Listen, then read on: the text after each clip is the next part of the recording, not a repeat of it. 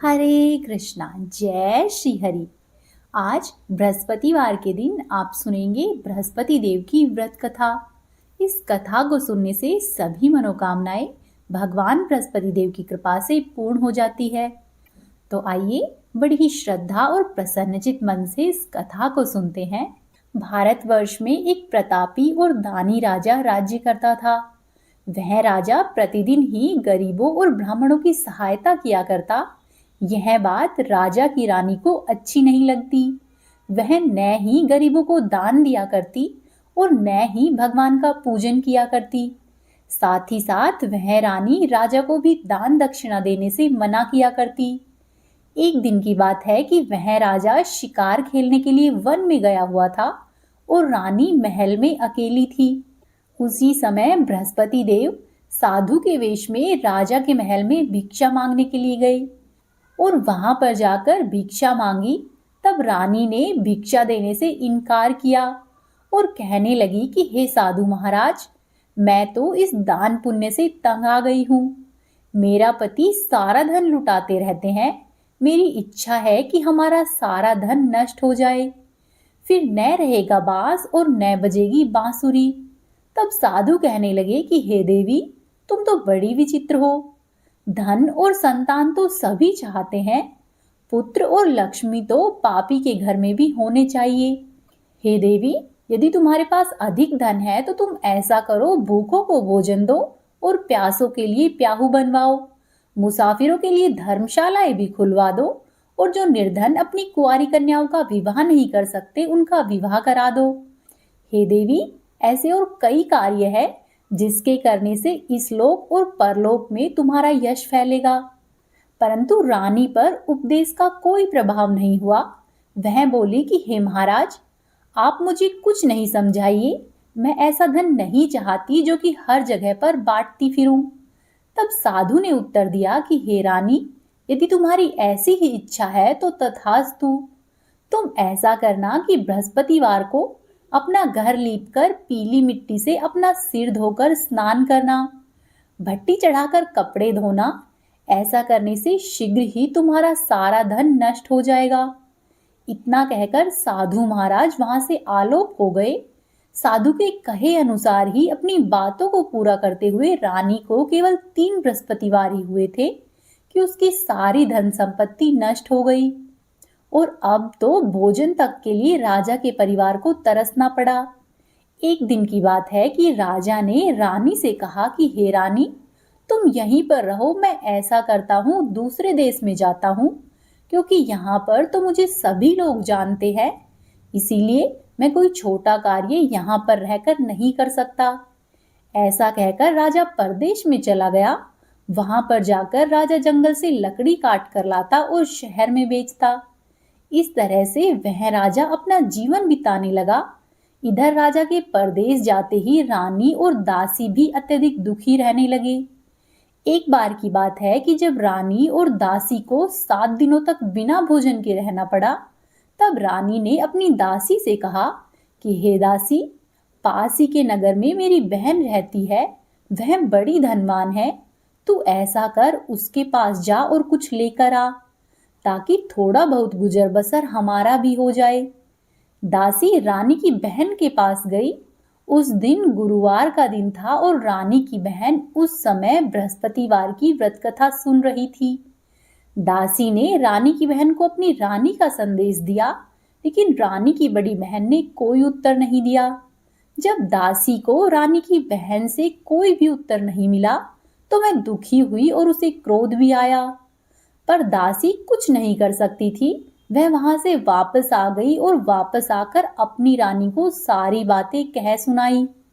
दासी की बात सुनकर रानी ने भी अपने भाग्य को कोसा। उधर रानी की बहन ने सोचा कि मेरी बहन की दासी आई थी, परंतु मैं उससे नहीं बोली, इस वजह से वह दुखी होगी।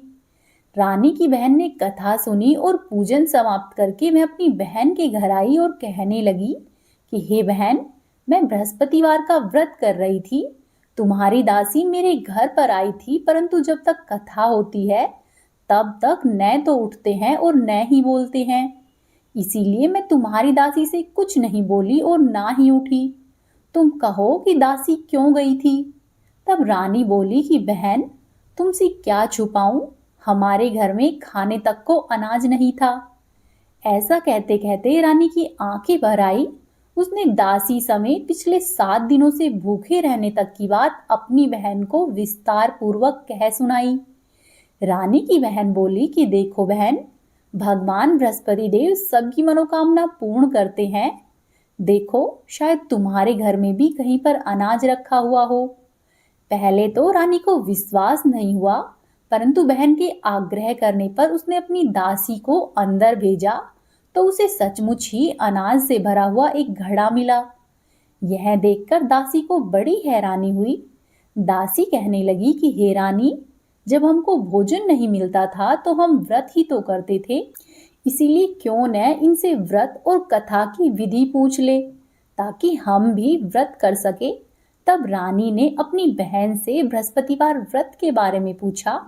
उसकी बहन ने बताया कि बृहस्पतिवार के व्रत में चने की दाल और मुनक्खा से विष्णु भगवान का केले की जड़ में पूजन करे तथा दीपक जलाए, व्रत कथा सुने और पीला ही भोजन ग्रहण करे। ऐसा करने से बृहस्पति देव शीघ्र प्रसन्न होते हैं।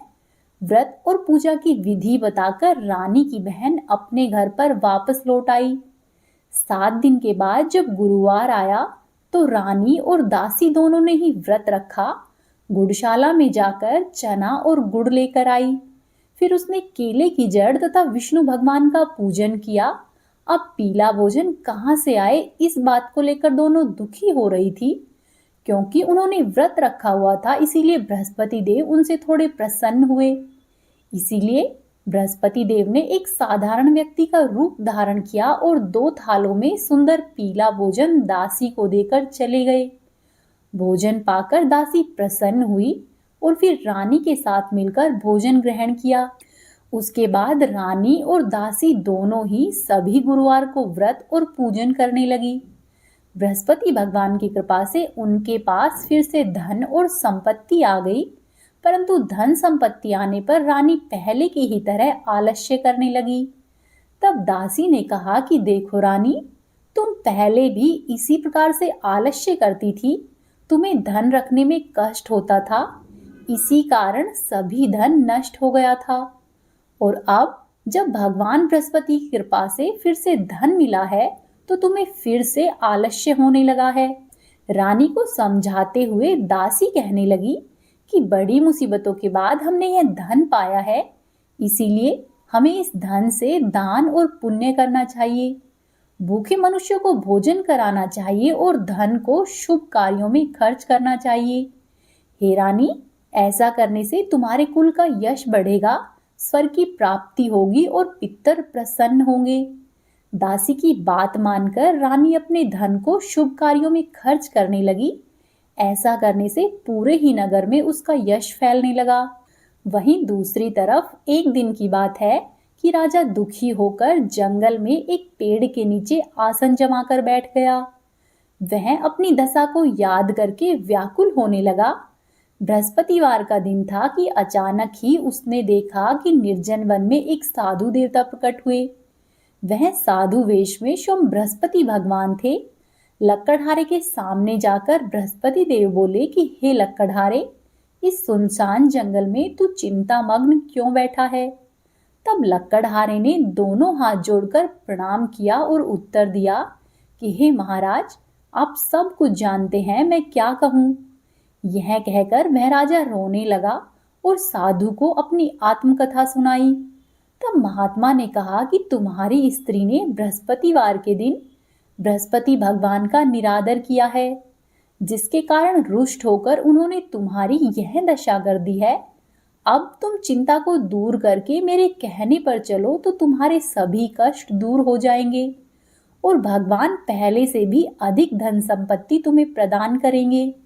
तुम बृहस्पतिवार के दिन कथा किया करो, 2 पैसे के चने और मुनक्खा लाकर उसका प्रसाद बनाओ और शुद्ध जल के लोटे में शक्कर मिलाकर अमृत तैयार करो। कथा के बाद अपने सारे परिवार और सुनने वाले भगवत प्रेमियों में अमृत और प्रसाद बांटकर स्वयं भी उस प्रसाद को ग्रहण करो। ऐसा करने से तुम्हारी सभी मनोकामना शीघ्र ही पूरी होगी। साधु के ऐसे वचन सुनकर वह लकड़हारा बोला कि हे प्रभु, मुझे इन लकड़ियों को बेचकर इतना पैसा नहीं मिलता है जिससे कि भोजन करने के बाद मैं कुछ बचा सकूं। मैंने रात्रि में अपनी स्त्री को व्याकुल देखा है और मेरे पास कुछ भी नहीं है कि जिसकी वजह से मैं उसकी खबर मंगा सकूं। तब साधु ने कहा कि हे लकड़हारे, तुम किसी भी बात की चिंता मत करो। बृहस्पतिवार के दिन तुम रोजाना की ही तरह लकड़ियों को लेकर शहर में जाना। उस दिन तुमको रोजाना से दुगना धन मिलेगा, जिससे कि तुम भली भांति भोजन कर लोगे तथा बृहस्पति देव की पूजा का सामान भी आ जाएगा। इतना कहकर साधु महाराज अंतर्ध्यान हो गए। धीरे धीरे समय बीतने पर बृहस्पतिवार का दिन आया। लकड़हारा जंगल से लकड़ियां काटकर किसी शहर में बेचने गया। उसे उस दिन अन्य दिनों से अधिक पैसा मिला। राजा ने चना, गुड़ और इत्यादि लाकर गुरुवार का व्रत किया। उस दिन से उसके सभी क्लेश दूर हुए। परंतु जब दोबारा गुरुवार का दिन आया तो वह राजा बृहस्पतिवार का व्रत करना भूल गया। इस कारण बृहस्पति भगवान नाराज हो गए। उस दिन उस नगर के राजा ने विशाल यज्ञ का आयोजन किया तथा शहर में यह घोषणा करा दी कि कोई भी मनुष्य अपने घर में भोजन नहीं बनावे और न ही आग जलावे। समस्त जनता मेरे यहाँ पर भोजन करने आवे। यदि कोई इस आज्ञा को नहीं मानेगा तो उसे फांसी की सजा दी जाएगी। इस तरह की घोषणा संपूर्ण नगर में करवा दी। राजा की आज्ञा के अनुसार ही शहर के सभी लोग भोजन करने के लिए आए, लेकिन लकड़हारा कुछ देर से पहुंचा, इसीलिए राजा उसको अपने साथ अपने घर पर लिवा ले गए और ले जाकर भोजन करा रहे थे तो रानी की दृष्टि उस खूंटी पर पड़ी जिस पर कि उस रानी का हार लटका हुआ था। वह हार वहां पर दिखाई नहीं दिया। तब रानी ने सोचा कि मेरा हार इस मनुष्य ने चुरा लिया है। उसी समय सिपाहियों को बुलाकर उस राजा को कारागार में डलवा दिया। वह लकड़हारा कारागार में पड़ा रहा और बहुत ही दुखी होकर विचार करने लगा कि न जाने मैंने अपने पूर्व जन्म में कौन से बुरे कार्य किए हैं कि जिसकी वजह से मुझे इतना दुख मिल रहा है। और वह लकड़हारा वहां पर पड़ा पड़ा उसी साधु को याद करने लगा जो कि उसे जंगल में मिले थे। उसी समय तत्काल ही बृहस्पति देव साधु के रूप में प्रकट हुए और उसकी दशा देखकर कहने लगे कि अरे मूर्ख, तूने बृहस्पति देव की कथा नहीं की, इसी कारण से तुझे यह दुख मिला है। अब तू चिंता मत कर। बृहस्पतिवार के दिन कारागार के दरवाजे पर तुझे 4 पैसे पड़े मिलेंगे। उनसे तू बृहस्पति देव की पूजा करना, तेरे सभी कष्ट दूर हो जाएंगे। फिर जब बृहस्पतिवार का दिन आया तो साधु के कहे अनुसार ही लकड़हारे को दरवाजे पर 4 पैसे मिले। लकड़हारे ने उनसे पूजा का सामान मंगाया और कथा कही। उसी रात्रि को बृहस्पति देव ने उस नगर के राजा के स्वप्न में दर्शन देकर कहा कि हे राजा, तुमने जिस आदमी को कारागार में बंद किया है वह निर्दोष है, उसे छोड़ देना, वह तो स्वयं राजा है। रानी का हार उसी खूंटी पर लटका हुआ है। अगर तू ऐसा नहीं करेगा तो मैं तेरा राज्य और धन पुत्र आदि सब नष्ट कर दूंगा। इस तरह से रात्रि में स्वप्न देखकर राजा प्रातः काल उठा और खूंटी पर हार को देखकर लकड़हारे को बुलाकर क्षमा मांगी तथा लकड़हारे को योग्य और सुंदर वस्त्र आभूषण देकर विदा किया। बृहस्पति देव की आज्ञा के अनुसार लकड़हारा अपने नगर को चल दिया। राजा जब अपने नगर के निकट पहुंचा तो उसे बड़ा ही आश्चर्य हुआ। नगर में पहले से भी अधिक बाग, तालाब, कुएं तथा बहुत सी धर्मशाला व मंदिर बनाए जा चुके थे। राजा ने यह पूछा कि यह किसका बाग है और ये धर्मशालाएं किसकी है। तब नगर के सभी लोग कहने लगे कि हे राजन, ये सब तो रानी और बांदी के हैं। तो यह सुनकर राजा को बड़ा आश्चर्य हुआ और गुस्सा भी आया। जब रानी ने यह खबर सुनी कि राजा आ रहे हैं तो उन्होंने बांदी से कहा कि हे दासी, देख, राजा हमको कितनी बुरी हालत में छोड़कर गए थे और हमारी ऐसी दशा देखकर कहीं वह लौट नहीं जाए, इसीलिए तू दरवाजे पर खड़ी हो जा। आज्ञा के अनुसार दासी दरवाजे पर खड़ी हो गई और जब राजा आए तो राजा को अंदर लिवा ले गई। तब राजा ने क्रोध करके अपनी रानी से पूछा कि तुम्हें यह सब धन किस प्रकार से प्राप्त हुआ है। तब रानी ने कहा कि हे राजन, हमने ये सब धन भगवान बृहस्पति देव के व्रत के प्रभाव से प्राप्त किया है। तब राजा ने निश्चय किया कि 7 दिन के बाद तो सभी लोग बृहस्पति देव का पूजन करते हैं, परंतु मैं तो अब से प्रतिदिन ही दिन में 3 बार कहानी कहूंगा और रोज ही व्रत करूंगा। अब तो हर समय राजा के दुपट्टे में चने की दाल बंधी रहती तथा वह राजा दिन में 3 बार कहानी कहता। एक दिन की बात है कि राजा ने विचार किया कि मैं अपनी बहन के यहाँ पर होकर आता हूँ। इस तरह से निश्चय करके राजा अपने घोड़े पर सवार हुआ और अपनी बहन के घर जाने के लिए निकल गया।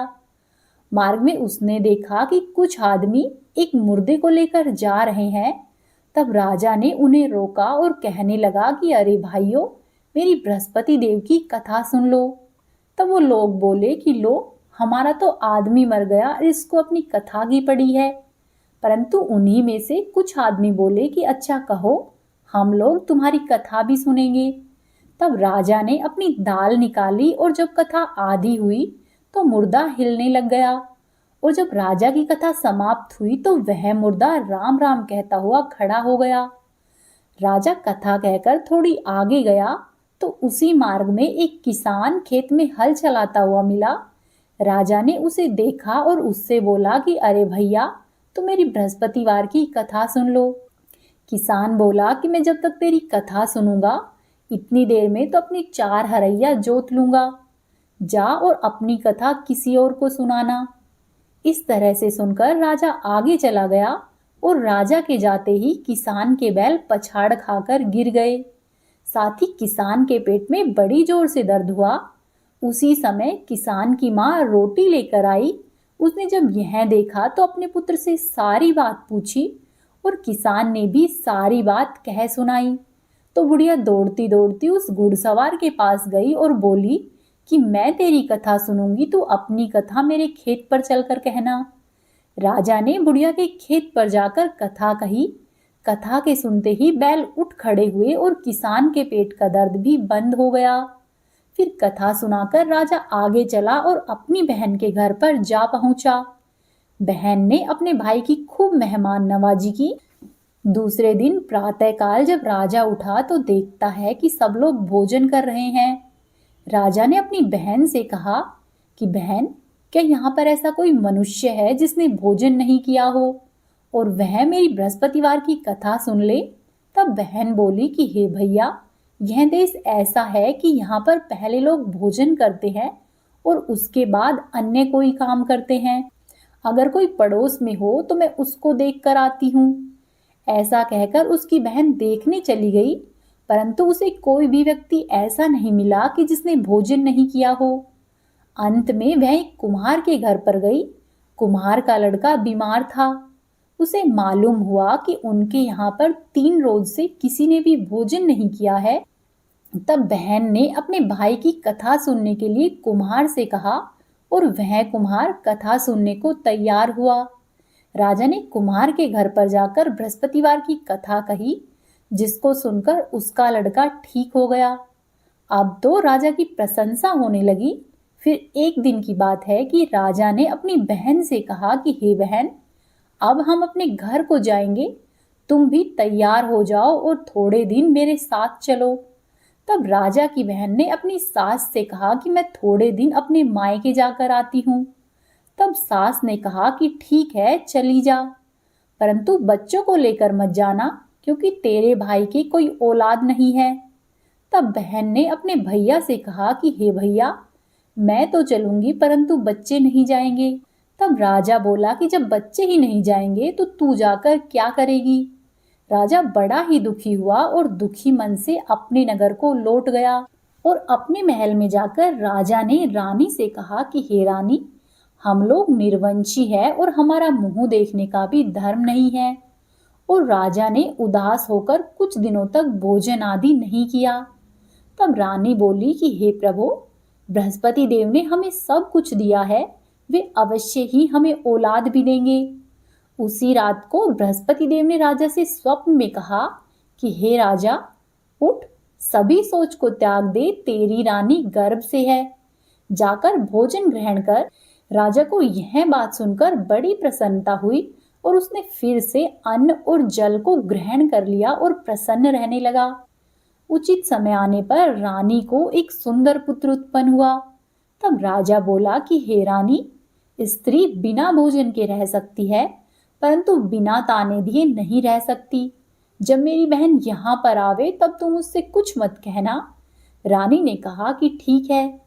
परंतु जब राजा की बहन ने यह शुभ समाचार सुना तो वह बहुत प्रसन्न हुई और बधाई लेकर अपने भाई के यहाँ पर आई।